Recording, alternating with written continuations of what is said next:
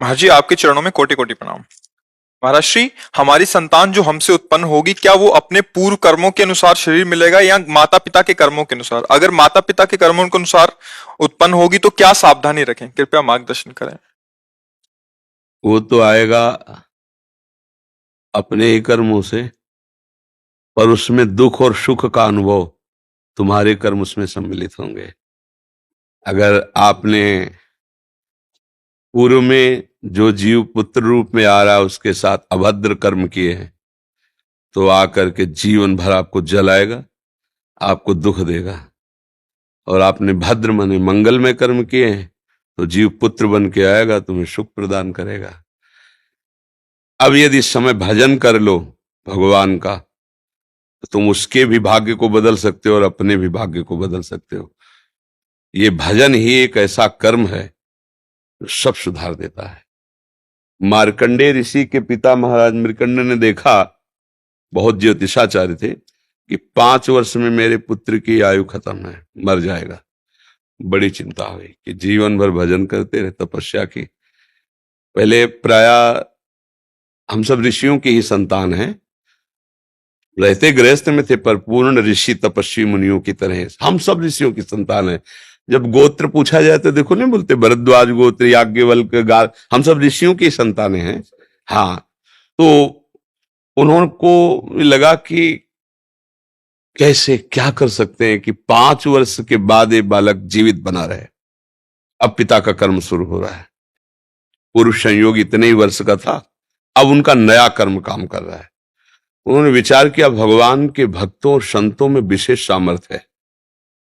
यदि संतों को साष्टांग दंडवत करे और संतों का आशीर्वाद मिले तो मैं इसे मृत्यु से भी बचा सकता हूं।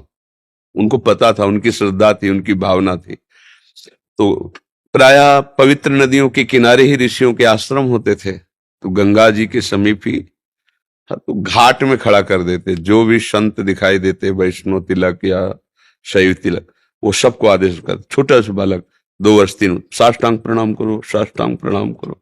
उनकी सेवा यही थी, प्रसाद पाओ और जाके घाट में खड़े हो, जो भी संत दिखाई दे साष्टांग प्रणाम करो।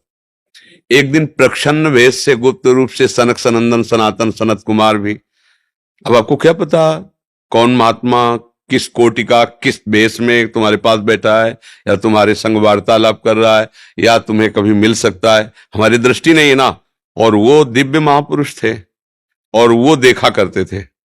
जो साष्टांग प्रणाम किया तो चारों संत वेश में थे, उनका चिरंजीवी भाव, बस वो आ गए। कहा, महाराज मेरी दृष्टि अचूक है, आप सनक सनंदन सनातन सनत कुमार चारों ब्रह्म कुमार हैं ना, प्रच्छन्न वेश से आप घूम रहे हैं, ये तो अभागी है, 5 वर्ष में इसकी मृत्यु हो जाएगी।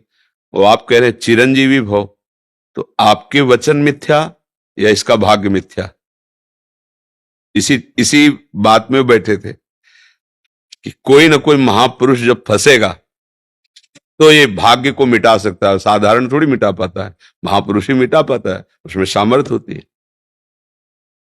तो उनका ठीक है, चिरंजीवी तो रहेगा ही। तुम्हारी ज्योतिष से तुमको पता है किस मिनट में किस सेकंड में मृत्यु होगी।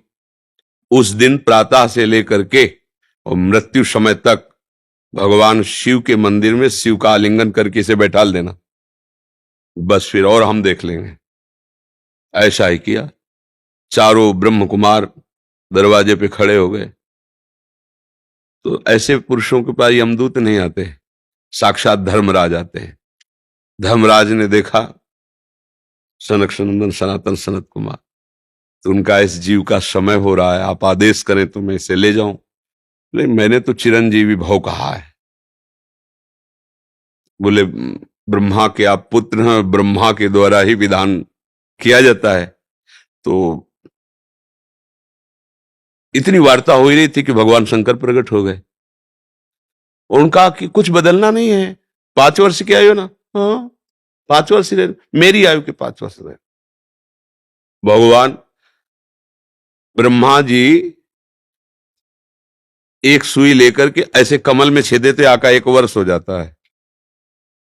वो क्रम जब समय का नहीं, जैसे उत्तरायण दक्षिणायन देवताओं के दिन रात, ब्रह्मा जी का दिव्य 100 वर्ष का जो आयु का विवरण है ना, उसको जब पढ़ो तो होश खराब हो जाएगी। एक दिन में 74 मनु बदल जाते हैं, इंद्र बदल जाते हैं एक दिन में।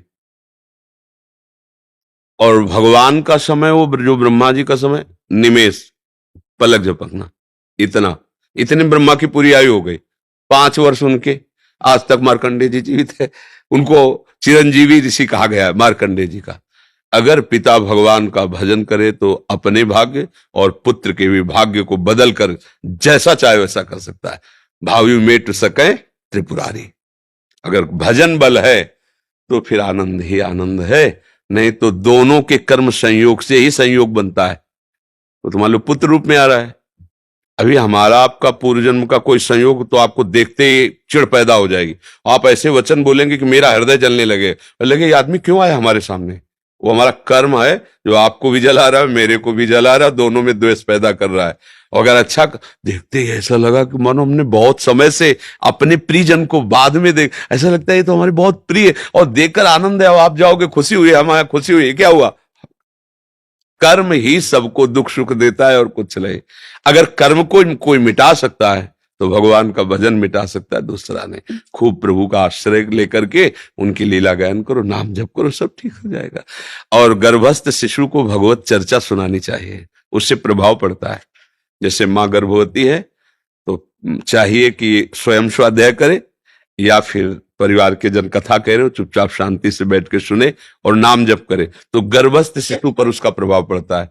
जैसे प्रहलाद जी जब कयाधु जी के गर्भ में थे तो नारद जी अपने आश्रम में लेकर के उनको भी भगवत चर्चा भक्ति का उपदेश किया। तो ऐसे महान भागवत 5 वर्ष में विश्व विजेता हिरण्यकश्यप को परास्त कर दिया। 5 वर्ष की आयु प्रहलाद जी की है और विश्व शक्ति संपन्न हिरण्यकश्यप परास्त कर दिया। अभिमन्यु जी गर्भ में ही थे, चक्रव्यूह का वेदन की क्रिया बताई तो 6 द्वार वेदने की क्रिया तक वो जगती रही, 7वें विश्व हो गई। तो फिर वो मतलब गर्भस्थ शिशु पर बाहरी चर्चा का प्रभाव पड़ता है, बाहरी आचरण का प्रभाव पड़ता है। यदि हम नाम कीर्तन, भगवत चर्चा, भगवत कथा वार्ता, तो उसमें भक्ति का अंकुरण हो जाएगा, गर्भस्थ शिशु में उसका प्रभाव पड़ जाएगा।